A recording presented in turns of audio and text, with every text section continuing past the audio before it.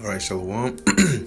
First, I want to give all praises, honor, and glory to Yahweh, Bahashem Yahweh Shai. Double honors to the apostles of Great Millstone, and peace and blessings to the elect. This video is just going to be on how to increase your faith, okay? And one way, all right, primarily, is by getting rid of fear, okay? Fear of anything other than Yahweh, Bahashem Yahweh Shai. Okay, so I'm going to get a couple of precepts here, okay, and Lord willing, it'll be edifying, okay, because fear, all right, is a number one enemy of faith, okay, and vice versa, all right, because fear kills faith and faith kills fear. So, and if you want to increase your faith, all right, you have to eliminate the fear. You have to eliminate the what if thoughts, all right, the buts, all right. You got to eliminate all that, okay, because keep in mind, those are demons putting those thoughts in your head to try and cloud your mind, all right, so that you're not able to see the clear path, all right, because guess what, picture it like this. You're trying to step out the door, all right, but every time you take that step, before you step out, somebody grabs your hand, you know, and then you brush them off and you try to take the step, somebody grabs your leg, you know. Next thing you know, somebody grabbing your midsection, somebody grabbing your head, somebody trying to, they pulling you back. Those hands pulling you back are those that fear. All right, those what if questions. Oh, what if I don't make it? What if this happens? Wait, how do you know? But if this, that's those hands pulling you back.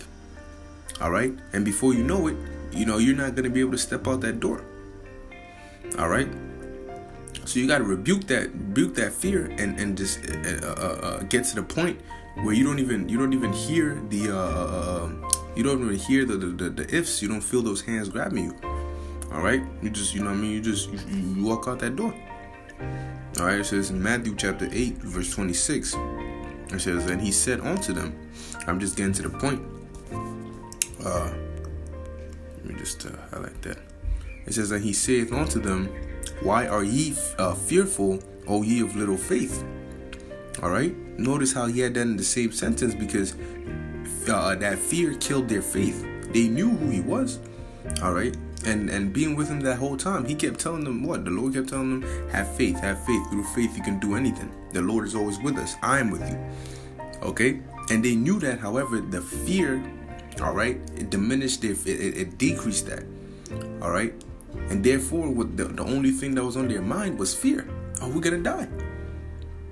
All right. So they woke up the Lord, and He told them, "Why are ye fearful, O ye of little faith?" Because that fear is what kills your faith. All right. Instead of moving forward, now you hesitating. And you know what hesitation leads to? It leads to you stepping back.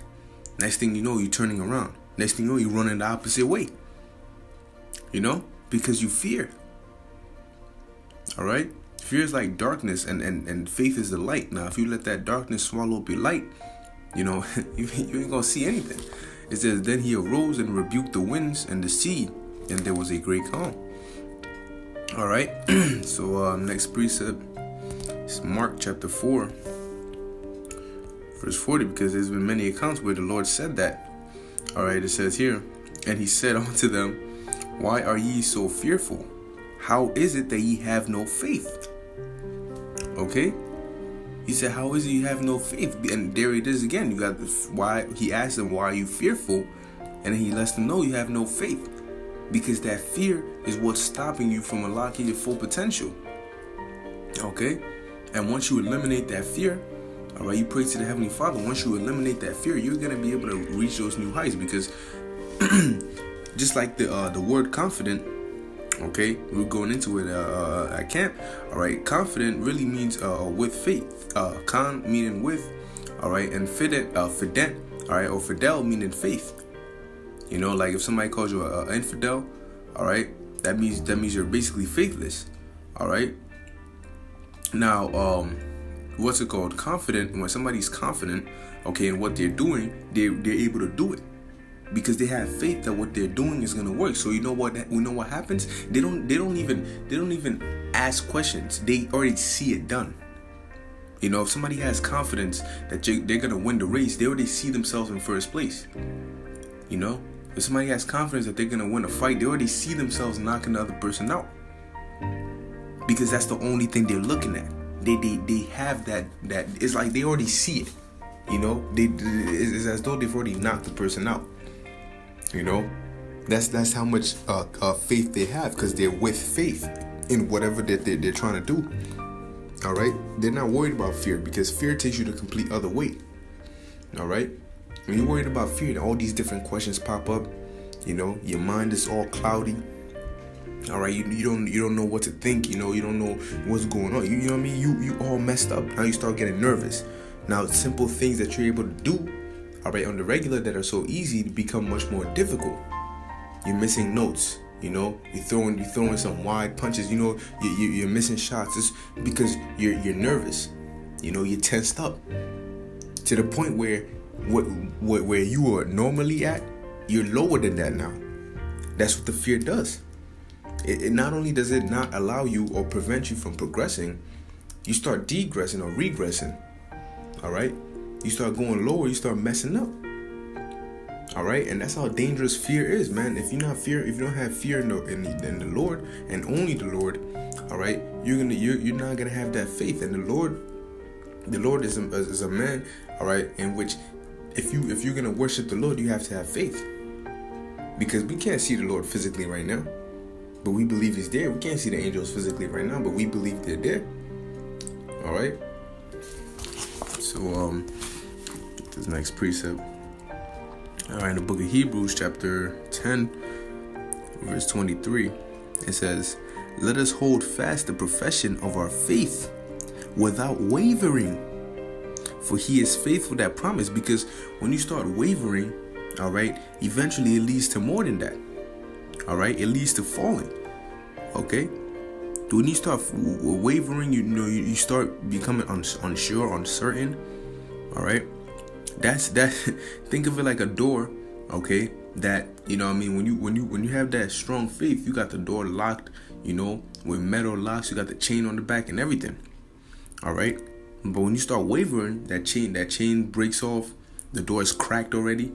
You know, it's not locked anymore. The knob is loose.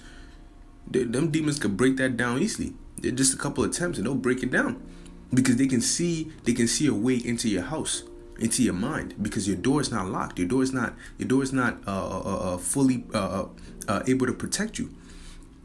All right, because you're wavering, you know, and all it takes is a few hits to break down that door. That's why it says without wavering, man. You have to be solid and stable. Okay, stable and immovable by believing, and not just talking out your ass, but believing what you're saying. Because you know, we can talk all you want, but when you're put to the test, that's when you really find out if you have faith or not. You know, when you feel pain, when you suffer, that's when you're like, damn, this truth is real. You know, it's real. All right. So it says, for He is faithful that promised. See, the Most High is faithful, so we have to be faithful too, man, because He's gonna uphold His end regardless of anything. All right. So we gotta hold up our end. If we want that reward, if we want what was promised to us, we gotta be able to go through the you know what I mean, the path of faith to get it. All right. This is Hebrews chapter 11, verse 1. It says, "Now faith is the substance of things hoped for, the evidence of things not seen." All right. But guess what? Faith can be so strong that you haven't seen it, but you've seen it. You know, if you can understand that, if you can receive it, you haven't seen, for example, the kingdom. We haven't seen the kingdom, but we see the kingdom through faith. See, we're not looking with our carnal eyes. We're looking with our spiritual eyes. We're looking with faith. We can see the kingdom, you know, although we're not seeing it. But that's all through faith. We can see the Lord. We can see the angels without seeing them. You know, through faith, because we believe they're there. All right? We believe they're there. Just like, you know what I'm saying? Just like you're in your kitchen, all right? And you know what I mean? Your mom is in your room or whatnot. You know, she might not be in the same room as you, but you know what I mean? You know she's there. You know she's there. And that's how it is with the Lord, man. We know that He's there, all right, regardless of not being able to see him, because